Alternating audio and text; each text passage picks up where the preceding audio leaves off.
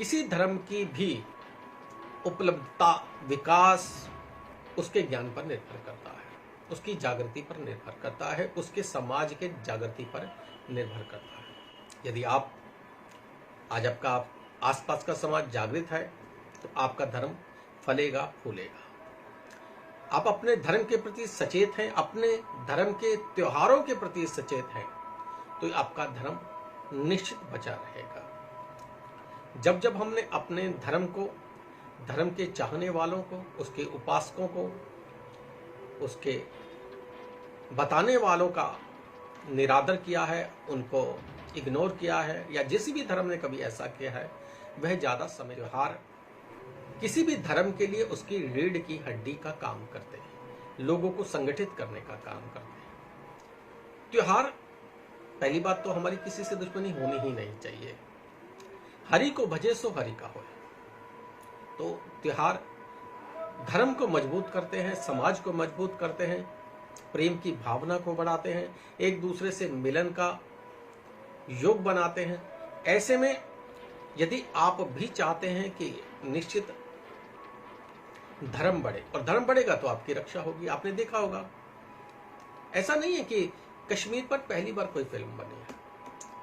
आज कार्यक्रम में बड़ा, होलियों के दिन है ना, ज्ञान भी जरूरी है आपके लिए। मैंने लिखा अभी फेसबुक पर भी, ट्विटर पर भी, कि जो ये फिल्म आई है इससे लोगों में जागृति तो आई है, लोगों में विश्वास बढ़ा है, लोग जागे हैं धर्म के प्रति। कश्मीर की स्थिति को देखकर भले देर लगी, परंतु आपकी जागृति वैसी जागृति ना रह जाए जैसे जंगल में सोता हुआ शेर।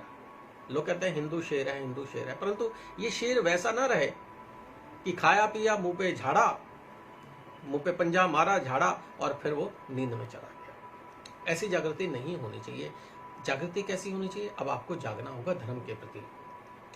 मैं अभी से नहीं, ये प्रोग्राम लाइव चल रहा है, इसमें भी सैकड़ों दिनों से, 365 दिन से तो लाइव कार्यक्रम चल रहा है मेरा, उससे पहले से भी मैं लगातार।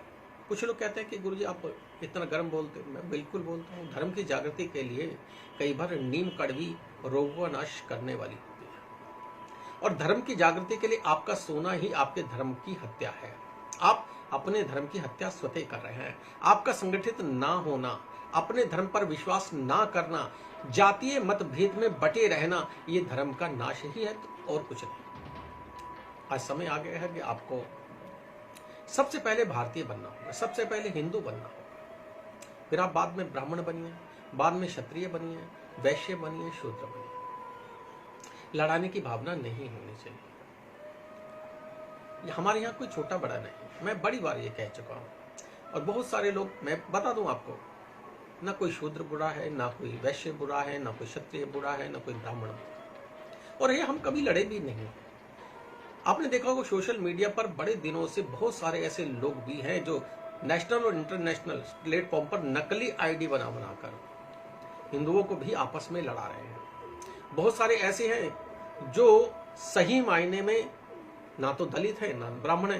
कुछ लोग दलित बनकर नकली आईडी बनाकर ब्राह्मणों को गाली दे रहे हैं, और बहुत सारे उसका विरोध करने के लिए नकली आईडी बनाकर देखा गया है वो दलितों को गाली दे रहे हैं कि इन्हें ये कहा गया ये पैर की जूती है, फल। ऐसा कहीं से कहीं तक नहीं है। अगर ऐसा होता तो आज वाल्मीकि सर्वोपरि नहीं होते, रविदास सर्वोपरि नहीं होते। राम के हृदय में अगर हनुमान जी वास करते हैं ना, तो शबरी भी वास करती है। कृष्ण के वास में जाति आधार कभी नहीं रहा है। वृंदावन जाइए, मथुरा जाइए, क्या आपका कहीं आई कार्ड देखा है कभी किसी ने? आपसे पूछा है कि आप शूद्र हो तो मंदिर नहीं जाओगे? आप गंगा स्नान करने जाते हैं, वहां कोई पूछता है? ये कुछ लोग ऐसे हैं जो आपको लड़ा रहे हैं। अब इन चीजों से बाहर निकल आइए। दूसरे कौन लड़ा रहे हैं? जो राजनीतिक फायदा उठाने के नाम पर जातीय आधार पर जो पार्टियां बन गई हैं ना, ये हमारे धर्म का नाश कर रही हैं। मैं ये चाहता हूं कि पिछले 100 वर्षों में, जब से हमारा देश आजाद हुआ है, 70 साल 75 साल हो गए, उनकी मदद करनी चाहिए थी जो वर्ग दब गया है। जो लगता है कि 1400 वर्षों में, निश्चित मैं भी मानता हूं कि ये जो 1400 वर्ष थे, हिंदू ही धर्म के नहीं, दलितों के लिए भी बुरा समय रहा है, और इसके पीछे कारण आप अच्छी तरह से जानते हैं। तो वही परंपरा चलती आ रही है।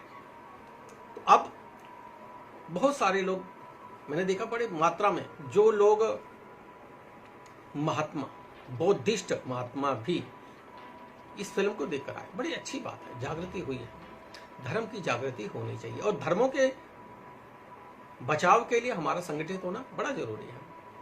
पिछले कुछ वर्षों में हमने देखा है कि हम लोग आपस में ही एक दूसरे से अलग होते जा रहे हैं। मित्रों में भी ऐसी भावना रही है। त्योहारों में आपने देखा है, पिछले 20 वर्षों से मैं देख रहा हूं, जो त्योहार है ना हमारे, वो केवल लड़ाई का माध्यम बन के रह गए। डर लगता है होली मनाते हुए भी कहीं सड़क पर झगड़ा ना हो जाए। होली को शराब का एक माध्यम बना दिया गया, शराब पीकर लड़ने का माध्यम बना दिया गया है, जबकि ये त्योहार प्रेम का त्योहार है। इसमें किसी का लेना देना नहीं होना चाहिए। परंतु क्या होता है कि पूरे वर्ष की जो अपनी खुन्नस है लोग ये निकालता है। पिछले 20 सालों में ऐसा हुआ है, परंतु अब थोड़ा सा फर्क आ रहा है। प्रेम बांटिए, और होली प्रेम का त्योहार है, राधिका का त्योहार है, तो होली कृष्ण का त्योहार है, समर्पण का त्योहार है, झुकने का त्योहार है। इस त्योहार में कोई भी आपका शत्रु नहीं होना चाहिए। दिवाली पर पैसे का त्योहार है, उपहारों का त्योहार है, परंतु होली प्रेम का त्योहार है, एक दूसरे की भावनाओं को समझने का त्योहार है। अगर कोई व्यक्ति निम्न हो रहा है धन के मामले में, उसकी मदद करने का त्योहार है। केवल किसी के चेहरे पर रंग लगा देने से होली नहीं होती है। जब आप किसी के हृदय को समझते हैं या किसी की भावनाओं को समझते हैं, उसे आलिंगन करते हैं ना, तब ऐसा महसूस होता है कि सही मायने में हरि से आपका मिलन हो रहा है। ये भावनाएं होनी चाहिए होली। ये भावनाएं अगर जागृत रही तो धर्म बचेगा। मैंने देखा ऐसा नहीं है कि कोई कश्मीर पर ये जो फिल्म बनी है, ये जागृति पहली बार हुई है। ये जागृति मैंने बड़े समय से बार बार देखी है। हर चौथे दिन बाद, हर थोड़े सालों बाद ऐसा होता आया है। परंतु हमारे जो ये शेर है ना, ये फिर उस शेर की तरह है, जंगल के शेर की तरह, फिर मुंह झाड़ेंगे फिर सो जाएंगे। ये जागृति बनी रहनी चाहिए।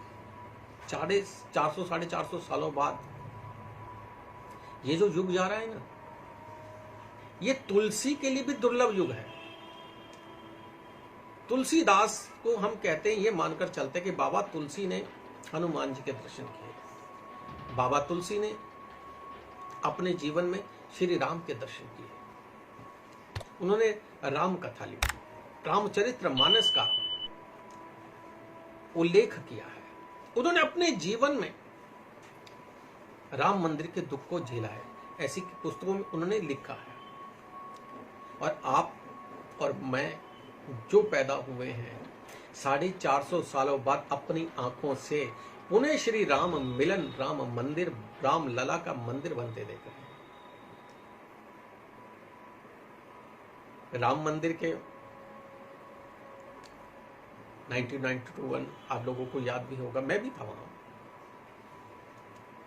ज्यादा बात नहीं करूंगा कि अपवादित हो जाता है। मैं भी वहीं था जिस समय ढांचा तोड़ा गया। गर्व है, आज राम मंदिर बन रहा है। हमारी आंखें मूंदने से पहले हम राम लला के मंदिर को बनता हुआ देख रहे हैं। ये किसी युग पुरुष की वजह से ही हुआ है। होई वही जो राम रचि रखा, राम जी की इच्छा थी।